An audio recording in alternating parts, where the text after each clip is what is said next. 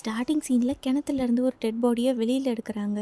அந்த பாடியை செக் பண்ண டாக்டர் சொல்கிறாங்க, இந்த பொண்ணு சூசைட் பண்ண மாதிரி தெரியல, யாரை இவ்வளோ கொலை பண்ணி கிணத்துல தள்ளி விட்டுருக்காங்க அப்படின்னு. இப்போ அதனால் அந்த பொண்ணோட அக்கம் பக்கத்து வீட்டுக்காரங்க எல்லாத்தையுமே நம்ம ஹீரோ வந்து விசாரிக்கிறாங்க. அந்த பொண்ணோட ஃபேமிலியை அந்த பொண்ணு இங்கே வேலை செஞ்சா அப்படின்னு சொல்லி நம்ம ஹீரோ எல்லாத்தையுமே விசாரிச்சுட்டு லாஸ்ட்டாக அந்த பொண்ணோட வீட்டை போய் செக் பண்ணுறாங்க. அங்கே அந்த பொண்ணோட ஃபேமிலி ஃபோட்டோ கிடைக்குது. இந்த ஃபோட்டோ எடுத்த ஸ்டூடியோவுக்கு போய் பார்த்தா நமக்கு ஏதாவது க்ளூ கிடைக்கும் அப்படின்னு சொல்லி போயிட்டுருக்கு.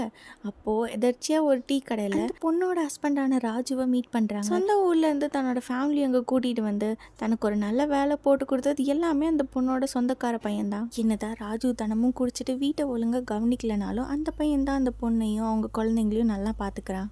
அப்படி இருக்கப்போ ஒரு நாள் தன்னோட ஒய்ஃப் வந்து அந்த ஆள் கூட அஃபேரில் இருக்கிறத ராஜு வந்து பார்த்துறான். அதனால தன்னோட ஃபேமிலியை வேறு ஊருக்கு கூட்டிகிட்டு போக அங்கேயும் இவங்களை ஃபாலோ பண்ணிட்டு வந்ததுக்கு மேலே பொறுக்காத ராஜு தன்னோட குழந்தைங்கள மட்டும் கூட்டிகிட்டு அந்த இடத்த விட்டு போயிடுறாங்க. அதுக்கப்புறம் தான் ஒய்ஃபுக்கு என்ன ஆச்சு எதுவுமே எனக்கு தெரியாது அப்படின்னு சொல்ல அடுத்த சீனில் போலீஸ் ஸ்டேஷனுக்கு ராஜுவோட சொந்தக்காரங்கெல்லாம் வந்திருக்காங்க. ராஜுவை பார்த்து ரொம்ப மாதம் ஆச்சு, அதனால் மிஸ்ஸிங் கம்ப்ளைண்ட் கொடுக்கணும் அப்படின்னு சொல்ல நம்ம ஹீரோவும் ஃபோட்டோ எடுத்து காட்டுறாங்க.